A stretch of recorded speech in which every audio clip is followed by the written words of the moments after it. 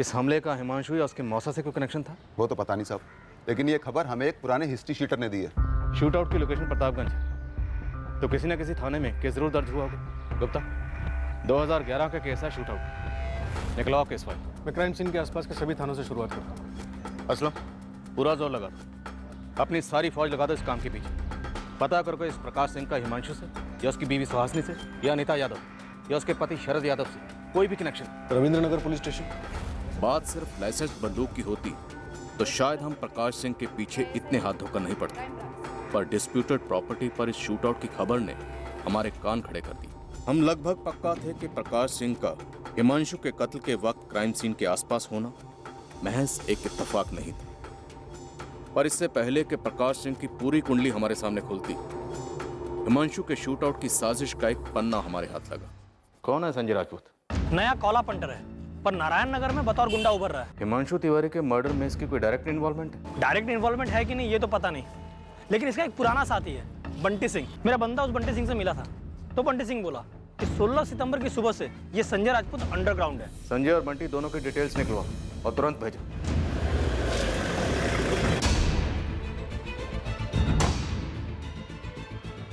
क्या दे? बंटी सिंह जी चल चाय खत्म कर और चुपचाप जाके पीछे वाली गाड़ी में बैठ जा। अरे साहब मैंने किया क्या है साहब? संजय राजपूत कहाँ है बंटी? संजय मुझे नहीं पता साहब।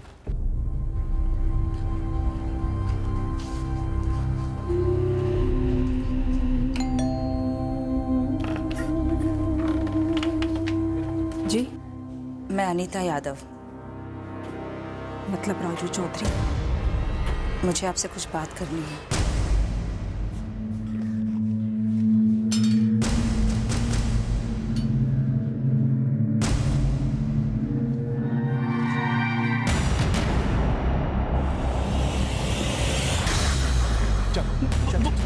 बंदूक नीचे। बोल किसने भेजा है तुझे, वरना भेजा उड़ा दूंगा तेरा। मैं तो बस आपको देख रहा था। नहीं, कोई हथियार नहीं है। किसने भेजा है तुझे मुझ पे नजर रखने? बोल। पुलिस का खबरी हूं मैं। पुलिस मेरे पीछे क्यों है? पुलिस ने आप पे नजर रखने के लिए कहा था। पुलिस मुझ पे नजर क्यों रखवा रही है?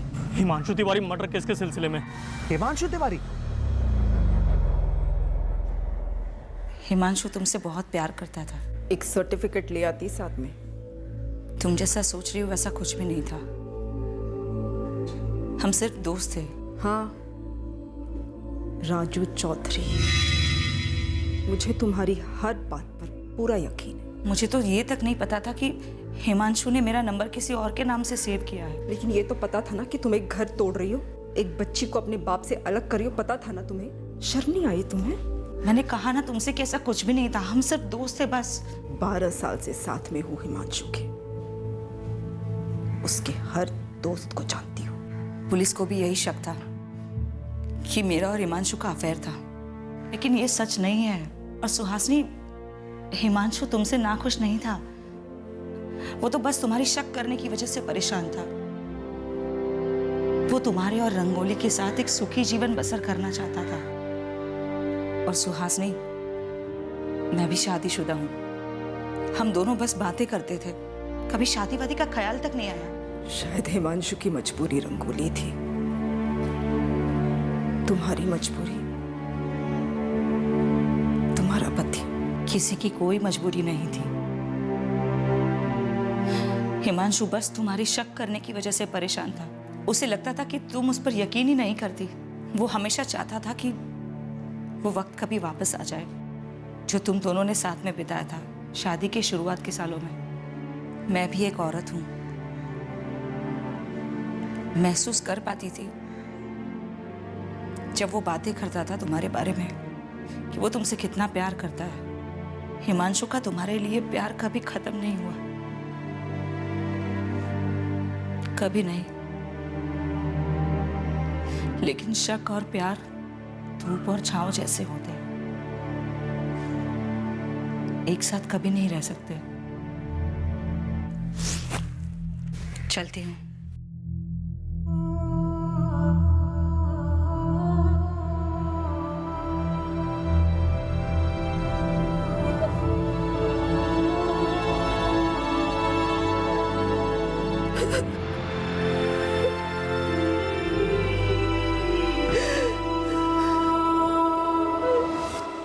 अरे साहब दोबारा क्या देखना, ये संजय ही है, बचपन से देखा है इसे। अब कहाँ दिखेगा? अभी का नहीं पता साहब, पर अपने नारायण नगर में तो नहीं है। कुछ दिन पहले अचानक से हवा हो गया। 16 सितंबर से? हाँ साहब, उसी दिन से। ये यूनुस शेख और ये हाफिज मलिक, दोनों पेशेवर हत्यारे हैं। और तुम्हारे बचपन के दोस्त संजय राजपूत ने इन दोनों से एक हत्याकांड करवाया। एक मासूम आदमी की जान ली गई, हिमांशु तिवारी की। और ये है हिमांशु तिवारी। हाँ साहब, ये अखबार में आया तो था, टीवी पर भी देखा था मैंने। साहब फिर भी पुलिस के पास नहीं आया? अरे साहब तब ध्यान नहीं आया। तेरा बचपन का दोस्त संजय राजपूत, जिसने गमछा पहना हुआ है, अखबार में उसकी फोटो देखी होगी, टीवी पर सीसीटीवी फुटेज दिखाई गई, सब कुछ देखने के बाद भी तो पुलिस के पास नहीं आया? साहब मुझे क्या पता था वो इतनी जल्दी बीए पास हो जाएगा और मर्डर करने लग जाएगा। तेरे बीए में पीएचडी छोड़ और ये बता, तू कौन से घराने का कलाकार है? हाँ, गुरु कौन है तेरा?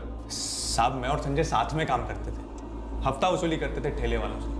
फिर वो साला संजय दुर्जन भैया के साथ काम करने लग गया और मुझे कभी मिलवाया भी नहीं। अब ये दुर्जन भैया कौन है? दुर्जन भैया ना भाई लोगों के भी भाई हैं, बॉस हैं वो। तेरे इस गुरु का गुरुकुल का है? साहब फिलहाल तो आप लोगों के ही मेहमान हैं वो आज। सेंट्रल जेल से हुक्म चल रहा है, जब जब कोर्ट में पेशी होती है ना, संजय दौड़ा दौड़ा आता चरण स्पर्श करने उनके।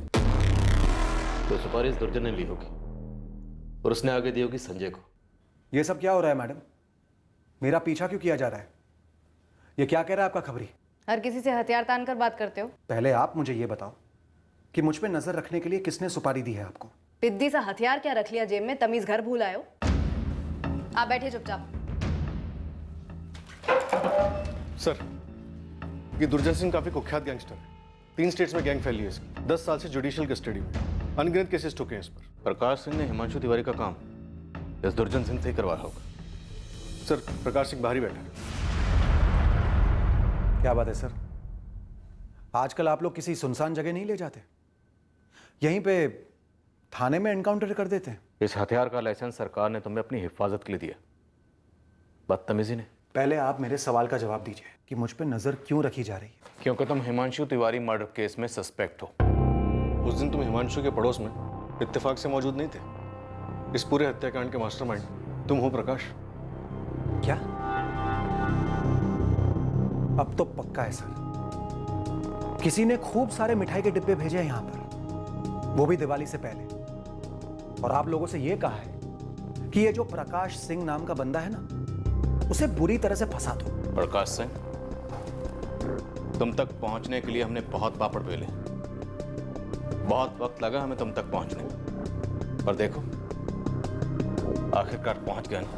अब तुम्हारी पूरी हिस्ट्री हमारे सामने, और तुम्हारी हिस्ट्री के पन्नों पर बलराम चौहान का नाम भी शामिल है, वही काशी ठाकुर का गुंडा। काशी ठाकुर तो मारा गया 2009 के एनकाउंटर में,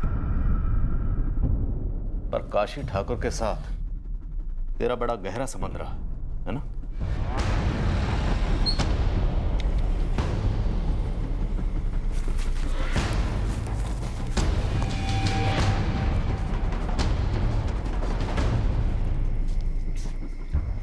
हाँ प्रकाश, बैठ। मैं ये गन जरूर रखता हूं अपने साथ, लेकिन गोली वोली नहीं चलाई लोगों पे। ये हथियार, ये लाइसेंस, ये सिर्फ अपनी सुरक्षा के लिए है। जावेद की कनपट्टी पे जो घोड़ा रखा था, वो कौन सी सुरक्षा थी? कारण है साहब, और हम वो कारण जानना चाहते हैं। आपने 2011 में हुए शूटआउट के बारे में पता तो करवाया, जिसमें बलराम मारा गया था, लेकिन शायद आप लोग ये नहीं जानते हैं कि 2012 में भी एक शूटआउट हुआ था, वो भी ठीक मेरे घर के बाहर ही।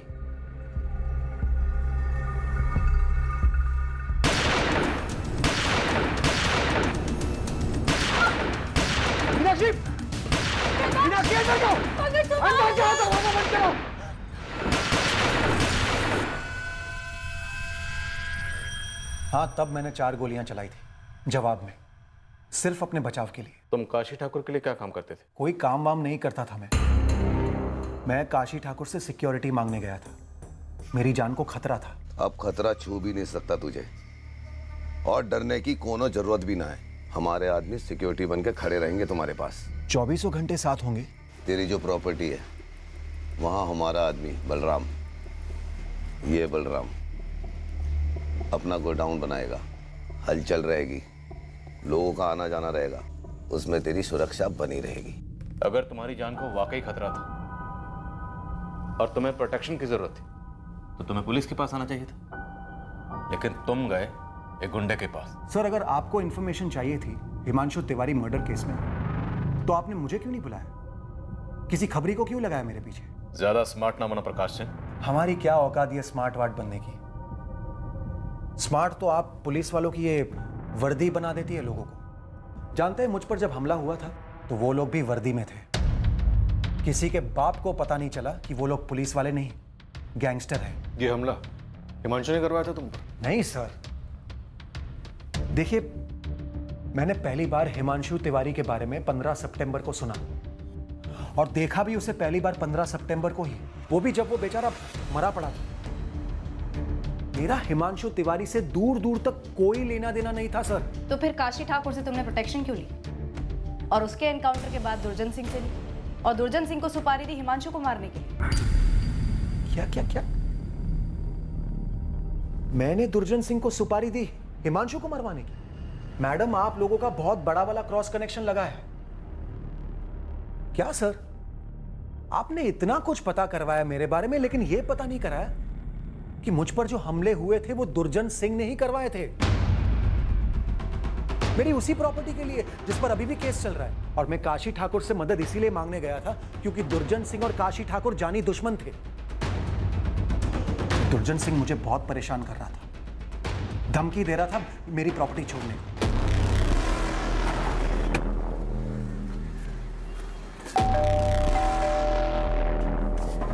क्या है? अरे कौन हो तुम लोग? कहां लेके जा रहे हो? मुझे बंदूक की नोक पे लाया गया दुर्जन सिंह से मिलवाने।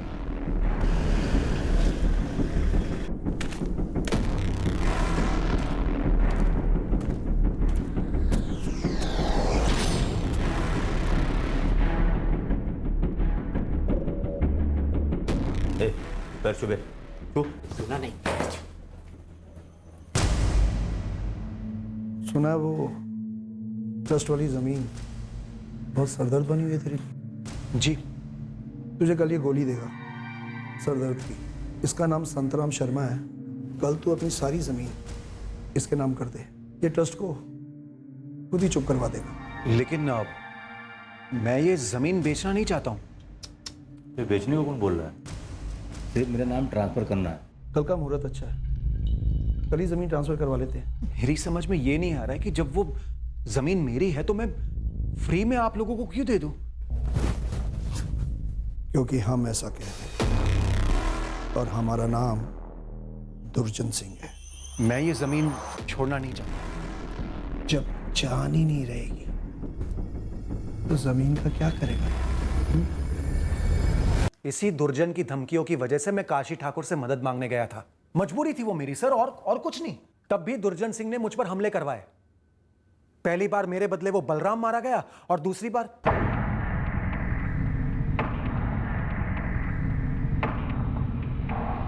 सर कहीं ऐसा तो नहीं कि इस बार भी दुर्जन मुझे और मेरे बदले वो हिमांशु? प्रकाश ने जब हमें बताया कि वो 2 बार पहले भी दुर्जन सिंह के हमलों से बच गया था, तब हमें और प्रकाश को भी ये बात खनकी कि क्या तीसरी बार भी वो अपनी मौत को टाल पाएगा।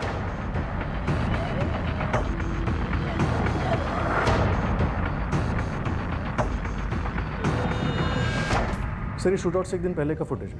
ये फुटेज हमने पहले भी देखा, लेकिन तब हमारा फोकस प्रकाश पर नहीं था। ये प्रकाश रोज लगभग 2 बजे रीटा के घर जाता था और ठीक 4 बजे वहाँ से निकल जाता था, हिमांशु के निकलने से कुछ देर पहले। लेकिन 15 सितंबर को हिमांशु प्रकाश से कुछ देर पहले निकल गया था। और गुप्ता, फुटेज में एक चीज़ और नोटिस की, हिमांशु और प्रकाश दोनों की बाइक तकरीबन एक जैसी। सर 2011 का बलराम चौहान मर्डर केस और 2012 में शूटर्स ने पुलिस वर्दी में जो प्रकाश सिंह पर हमला किया था, इन दोनों केसेस में सभी शूटर्स गिरफ्तार हुए थे और दुर्जन सिंह ने कबूल किया था कि इन हमलों का मास्टरमाइंड वही है। तब तो इस मास्टरमाइंड से एक मुलाकात हमारी भी बनती। दुर्जन सिंह की ऑफिशियल कस्टडी के लिए अर्जी दे दो। आपके कमिश्नर साहब कोई बड़ा इनकाउंटर किसी नए भर्ती हुए हवलदार को सौंपेंगे क्या? बस यही हमारे साथ हुआ। ये दूध भात संजय राजपूत टुच्चे से काम में भी गड़बड़ कर गया। कह रहा था 1 महीने से फील्डिंग लगाई है। भैया जी, प्रकाश सिंह हर दिन दोपहर 2 बजे अरिहंत कॉलोनी जाता है अपने वकील रीता से मिलने। रोज 27 दिन से पीछा कर रहा हूँ। और तो और बंदा इतवार को भी वहां पर गया था। अरिहंत कॉलोनी के बाहर का रास्ता एकदम सुनसान। आप मुहूर्त निकाल दो, प्रकाश सिंह को कल के कल लौटा दो। हमारी कोर्ट में अगली पेशी कब है? अगले हफ्ते भैया। 1 हफ्ता और उस पर नजर रख, पूरी रिपोर्ट दे। इस बार वह बचना नहीं चाहिए। ये शूटर्स यूनस और हाफिज बावरीपुर के। किसी को भेजा था इनके पास? फोन किया था। कहाँ से फोन किया था? जहाँ हम रहते हैं साहब, यहीं जेल से। यहाँ जेल में फोन है तुम्हारे पास? कमाल करते हैं साहब, जैसे आप जानते नहीं। हम जैसे इज्जतदार लोगों के लिए इस जेल में सब कुछ है।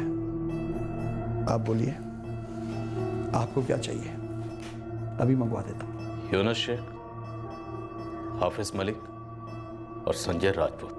इन दोनों शूटर्स का तो पता नहीं है कहाँ है, लेकिन वो संजय राजपूत शानपुर में कहीं छुपा है। उठवा लो उसे। सोचा था कोई हुनर होगा उसमें, एक चांस देकर देखते हैं। हक दिया साला।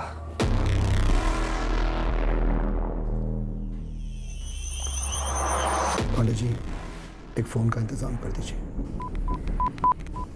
कहाँ है गधे के बच्चे? भैया जी मिस्टेक हो गई मुझसे। अबे अंधे, तुझे उस आदमी और प्रकाश में कोई फर्क ही नहीं दिखा? मालिक, वो आदमी उसी वक्त निकला गेट से। दूर था, मुझे लगा प्रकाश में कोई फर्क ही नहीं दिखा। मालिक, वो आदमी उसी वक्त निकला गेट से। दूर था, मुझे लगा प्रकाश सिंह है। कपड़े भी सेम पहने हुए थे, मैंने कर दिया इशारा।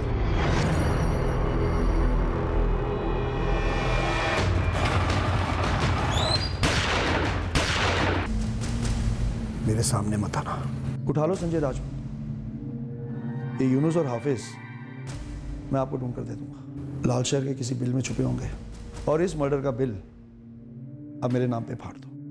जब काशी का कुत्ता बलराम मारा गया था, रत्ती भर भी दुख नहीं हुआ था। लेकिन ये हिमांशु तिवारी, ये मासूम था बेचारा। हमारा इससे कोई लेना देना नहीं था।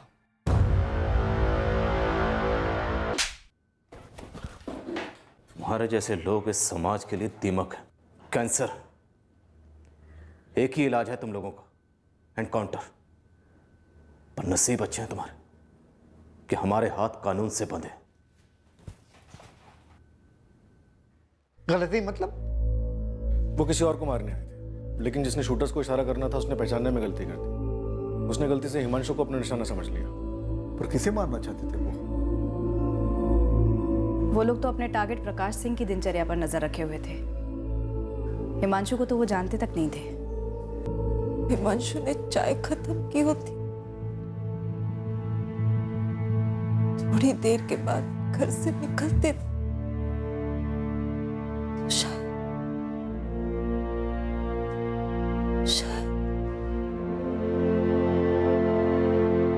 मारने का पूरा प्लान बनाया था वो हमें शानपुर से मिला, और हाफिज मलिक, 2 शूटर्स में से एक हमें लाल शहर से मिला, और दूसरा शूटर यूनस शेख भी बहुत जल्द हमारी गिरफ्त में आ गया। हिमांशु तिवारी बेवजह मारा गया, और हमने उसकी जिंदगी के हर पहलू, हर रिश्ते, हर रंजिश को उसके कत्ल का संभव मकसद समझकर टटोला, बाल की खाल की, जबकि हकीकत यह थी कि हिमांशु तिवारी गलती से मारा गया था। मिस्टेकन आइडेंटिटी का यह कोई पहला केस नहीं था हमारा, और यह भी कोई पहली बार नहीं हो रहा था कि दुर्जन सिंह जैसे जुर्म के बाहुबली ने जेल में बैठकर ही मौत का फरमान सुनाया था, और मासूम जिंदगियों के साथ भयंकर खिलवाड़ हुआ था। हमें शर्मिंदा होना चाहिए, और हम शर्मिंदा हैं कि ऐसे अपराधी हमारी नाक के नीचे पनपते हैं, और हम जवाबदेह हैं इस कड़वे सच के लिए। यहाँ कानूनी प्रक्रिया कछुए की चाल से चलती है, और छटे हुए बदमाश निरंकुश उधम मचाते हैं। हमें उन तमाम बेलगाम अपराधियों के दिलों में कानून का खौफ बिठाना हो, ताकि सामान्य जन समुदाय कानून और कानून के रखवालों पर पूरा भरोसा कर सके। हमें अपनी वर्दी की गरिमा को बनाए रखने के लिए इस वर्दी के कर्तव्यों को 100% पूरा करना होगा। जब तक ऐसा वास्तविक तौर पर हर रोज हर पल नहीं होगा, तब तक हम सुरक्षा का केवल एक चिन्ह बनकर रह जाएंगे, कवच कभी नहीं बन पाएंगे। कल रविवार 24 दिसंबर को हम क्राइम पेट्रोल सतर्क का एक नया केस आपके सामने पेश करेंगे। याद रखिए, ये केस रात 11 बजे शुरू होगा।